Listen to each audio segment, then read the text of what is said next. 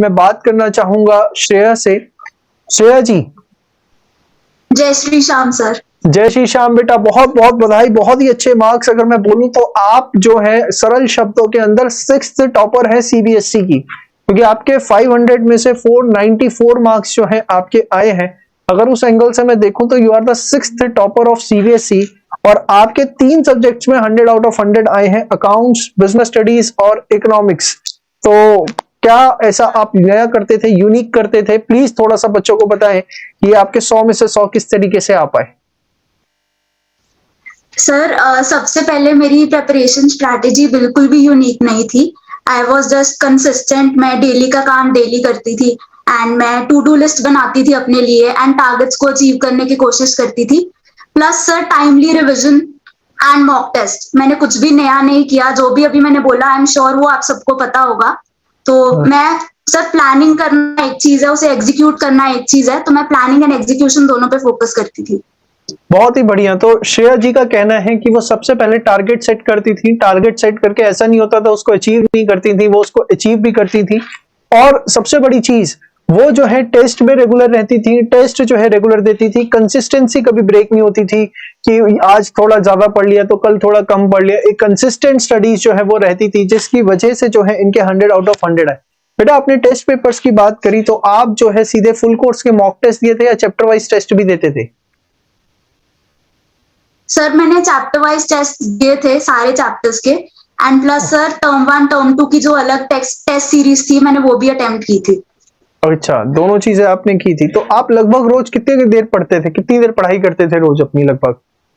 Sir मैं on an average बात करूं तो 6 से 8 घंटा रेगुलरली, बट सर मेरा मेन फोकस वो टारगेट्स को अचीव करने में रहता था रादर देन टाइम। तो सर जितने भी घंटे पढ़ती थी प्रोडक्टिवली पढ़ती थी, on an average 6 to 8 hours daily. 6 to 8 hours daily पढ़ते थे और प्रोडक्टिविटी पे ज्यादा फोकस रहता था, टारगेट्स को अचीव करने के ऊपर फोकस रहता था। बहुत ही अच्छी बात। अगर मैं बात करूं बेटा बुक्स, आप कौन सी बुक्स जो है रेफर करते थे, कौन सा प्रैक्टिस मटेरियल आपने यूज किया?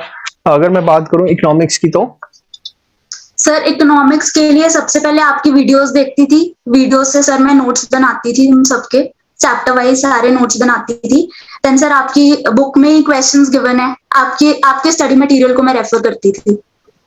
इसके अलावा कोई एडिशनल बुक भी आपने जो रेफर की हो? जी सर, इंडियन इकोनॉमी के लिए मैं मेक श्योर करती थी कि मैं एनसीईआरटी को अच्छे से गो थ्रू कर लूं। बहुत ही बढ़िया, ये होना भी चाहिए। Indian economy, NCERT time to time अपने आप को अपडेट करता रहता है। सब्जेक्ट के लिए मैं एनसीईआरटी को प्रेफर करती थी, Indian eco and business studies.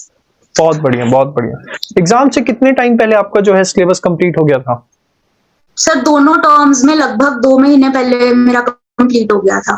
2 महीने पहले जो है आपका सिलेबस जो है वो कंप्लीट हो गया था एग्जाम से। बहुत ही बढ़िया, वेरी गुड। बिजनेस स्टडीज को लेके क्या कुछ यूनिक करते थे आप? सर बिजनेस स्टडीज एक्चुअली ज्यादा टफ नहीं है। सबसे पहले मैं चैप्टर को गो थ्रू करती थी विदाउट अंडरस्टैंडिंग, जस्ट मतलब एक ओवरव्यू लेती थी मैं चैप्टर का। देन आफ्टरवर्ड्स आपकी वीडियोस देखती थी एंड उससे नोट्स बनाती थी एंड एनसीईआरटी को फिर से रीड करती थी, दैट्स इट। ओके। और केस स्टडीज के लिए क्या करते थे? लोगों को बड़ा हुआ रहता है। जी सर, केस स्टडीज के लिए सर आपकी बुक में बहुत सारी केस स्टडीज दी हुई है अच्छी अच्छी, एंड की क्लासेस होती हैं जो लाइव क्लासेस सर की, वो भी अटेंड करती थी एंड सर केस स्टडीज में बहुत ज्यादा हेल्प मिल जाती थी। मतलब रोहित सर ने आपकी हेल्प करी कि लाइव क्लासेस के अंदर बहुत सारी? Sir absolutely. And sir NCERT को गो थ्रू करना बहुत जरूरी होता है केस स्टडी में, बिकॉज कई बार सेम पैराग्राफ उठ के आ जाता है। यस, एकदम सही कहा आपने, एनसीईआरटी को रेफर करना चाहिए क्योंकि कई बार सेम पैराग्राफ जो है वहां से उठकर आ जाते हैं। अकाउंट्स के अंदर आपका जो प्रैक्टिस का वो रहता था तरीका, वो क्या रहता था? 100 आउट ऑफ 100 आपके अकाउंट्स में भी आए हैं। सर अकाउंट्स में मैं आपको सही बताऊं, मैंने ज्यादा क्वेश्चंस नहीं करे, मैंने रिवीजन पे फोकस किया। जितना एक बार कर सकती थी, जितने क्वेश्चंस कर सकती थी उतने मैंने किए। प्लस उसके बाद मैंने रिवीजन पे ज्यादा ध्यान दिया, बिकॉज मेरा ये मानना है कि रिवीजन ज्यादा इंपॉर्टेंट है than the number of questions you practice. तो मैंने अकाउंट्स की लगभग 4 से 5 बार रिवीजन करी थी before attempting the final exam. ये आपने एकदम सही कहा। जो बच्चों का एक स्ट्रैटेजी होती है कि बहुत सारे खूब सारे क्वेश्चंस कर लें, उससे कोई फायदा नहीं होता। आप बेशक लिमिटेड क्वेश्चंस करें, लेकिन आपको ये मेक श्योर करना है कि आपकी रिवीजन जो है रेगुलर होती रहे। और वो रिवीजन अगर आपकी रेगुलर है तो आपको जो है उससे बहुत ज्यादा जो है आपको फायदा मिलता है। श्रेया जी, और ये जानना चाहूंगा, जैसे एग्जाम बड़ा होता था कि अब हो रहे हैं, तब हो रहे हैं, आगे हो रहे हैं, पीछे हो रहे हैं, इससे थोड़ा सा कुछ डिस्टरबेंस होती थी कुछ? सर होती तो थी, बट सर मैंने अपना जो सिलेबस था वो बिफोर हैंड कंप्लीट करके रख लिया था, तो मेरे पास इनफ टाइम था। मतलब जो भी आगे हो रहे थे एग्जाम्स, वो मेरे लिए बोनस टाइम था, एंड मेरे लिए ये था कि उस टाइम को इफेक्टिवली यूटिलाइज करना है। तो सिलेबस तो मेरा ऑलरेडी कंप्लीट हो चुका था, मैं रिवाइज करती रही थी उस सिलेबस को। ओके, बहुत बढ़िया, बहुत बढ़िया। श्रेया जी, आपने मतलब जो 12th में डिसीजन लिया ऑनलाइन कोचिंग लेनी चाहिए, पढ़ना चाहिए, तो ये कैसे मतलब आपके मन में आया कि ऑनलाइन कोचिंग के लिए जाना चाहिए? सर फर्स्टली जो मेरे ब्रदर हैं उन्होंने आपका कोर्स परचेज किया हुआ था सीए इंटर का, तो उन्होंने मुझे रेफर किया कि चंदन सर हैं, उनकी वीडियोस बहुत अच्छी होती हैं, कंसेप्चुअल क्लैरिटी होती है, so you should try with this. तो मैंने ट्राई किया था सिर्फ, and it turned out well, and I think it was a good decision. It was the good decision. Shreya ji, आगे का क्या प्लान है आपका आफ्टर पोस्ट 12th? सर आगे का मैं ग्रेजुएशन करूंगी इन बीकॉम, एंड प्लस मैं सीए करना चाहूंगी। ओके, तो ग्रेजुएशन कहाँ से B.Com करेंगे आप? सर ग्रेजुएशन के लिए मैंने अभी दिल्ली यूनिवर्सिटी के फॉर्म्स भरे हैं, एंड एग्जाम मेरा हो चुके हैं, एंट्रेंस टेस्ट, तो मैं दिल्ली यूनिवर्सिटी प्रेफर करना चाहती हूँ। और एंड प्लस मैं पीयू के भी मैंने फॉर्म्स भरे हैं, पंजाब यूनिवर्सिटी। पंजाब में कहाँ रहते हैं वैसे आप? सर मैं मोहाली में रहती हूँ। मोहाली में रहते हैं। चलिए, अगर भगवान करे आपका दिल्ली यूनिवर्सिटी में एडमिशन हो, और आपको बता दूं जो नॉर्थ कैंपस है वहीं पर हमारा ऑफिस है, तो आप कभी हमसे मुलाकात भी कर सकते हैं। ठीक है।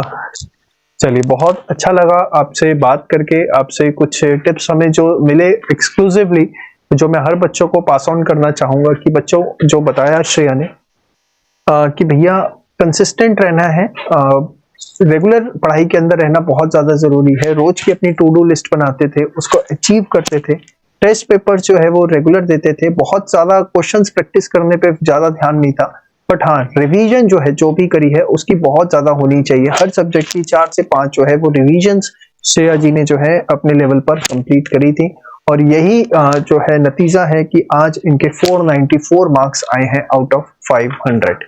रोहित सर, आप कुछ पूछना चाहेंगे please? Yes sir, sure. Please Shreya ji sir, मैं एक बात जानना चाहता हूँ कि बहुत सारे बच्चे ऐसे बोलते हैं कि 11th का बेस जरूरी नहीं है, तो मुझे ये जानना है कि क्या क्लास 12th में गुड्स मार्क्स अचीव करने के लिए 11th का बेस कितना इंपॉर्टेंट है, प्लीज आप बताएं सभी को। Sir 11th is really important. आपने जब कॉमर्स ली थी तो मतलब accounts was really important in class 11th, because सारी जर्नल एंट्रीज, लेजर, सब कुछ, सबका बेस 11th ही था। तो अगर आपने 11th अच्छे से किया तो आपको 12th क्लास में बहुत ज्यादा हेल्प मिल जाएगी। एंड सर बिजनेस में भी जी सर, एंड सर बिजनेस में भी लाइकवाइज, बिजनेस का हमें आइडिया मिलता है बेसिक क्लास 11th में, एंड क्लास 12 जस्ट उसका एक एक्सटेंशन है। तो जब तक आपका बेस क्लियर नहीं होगा, +2 में शायद ही स्कोर कर पाए। राइट। और जो बिजनेस स्टडीज है उसमें आपका पेपर लिखने का पैटर्न कैसा होता था, किस वे में हमें पेपर को प्रेजेंट करना चाहिए? So presentation is a very important skill. आपको मतलब एग्जामिनर को समझ आना चाहिए कि आपने कैसे लिखा है।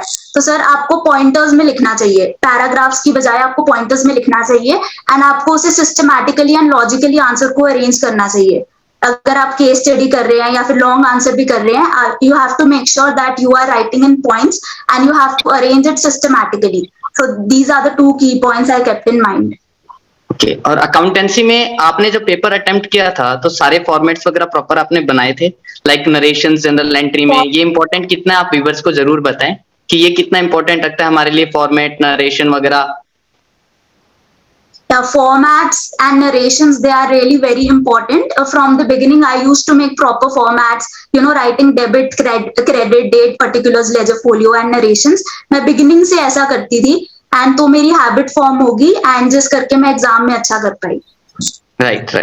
यहाँ पर एक चीज सीखने लायक है श्रेया से। श्रेया ने जो बातों बातों में बोला कि जो बच्चे कहते हैं ना प्रैक्टिस के टाइम पर हम सर अभी तो हम प्रैक्टिस कर रहे हैं, ऐसे ही लिख दिया था, फॉर्मेट तो हम मेन एग्जाम में बना के आएंगे, ये सब नहीं होना चाहिए। श्रेया ने एक बात बड़ी अच्छी पास ऑन करी आप लोगों को कि भैया जब वो प्रैक्टिस भी करती थी तो प्रॉपर फॉर्मेट्स बनाकर, प्रॉपर नरेशंस लिख के, ये नहीं है कि सीधे एग्जाम टाइम पे लिखना है। While practicing it, you should practice it that how to make proper formats and write proper narrations. Only then आप एग्जाम के अंदर उसको प्रॉपर करके आओगे। सीधे एग्जाम में अगर करने की कोशिश करोगे तो दिक्कत आएगी। क्यों श्रेया जी? जी सर। यस। और कुछ सर पूछना चाहेंगे Rohit sir? Thank you sir. Shreya ji बहुत बहुत आपको बधाई आपके इतने वंडरफुल मार्क्स के लिए। हमारी प्रार्थना यही रहेगी कि आप जो है दिल्ली यूनिवर्सिटी के अंदर आपका एनरोलमेंट हो और जो है आपका नॉर्थ कैंपस में एनरोलमेंट हो, ताकि आप हमारे ऑफिस के आसपास ही रहें। और सेकंड चीज क्या बोलते हैं, चार्टेड अकाउंटेंसी का कोर्स आपका सारा फर्स्ट अटेम्प्ट में निकले, यही हमारी प्रार्थना और शुभकामनाएं आपके लिए। Thank you so much for giving us your precious time.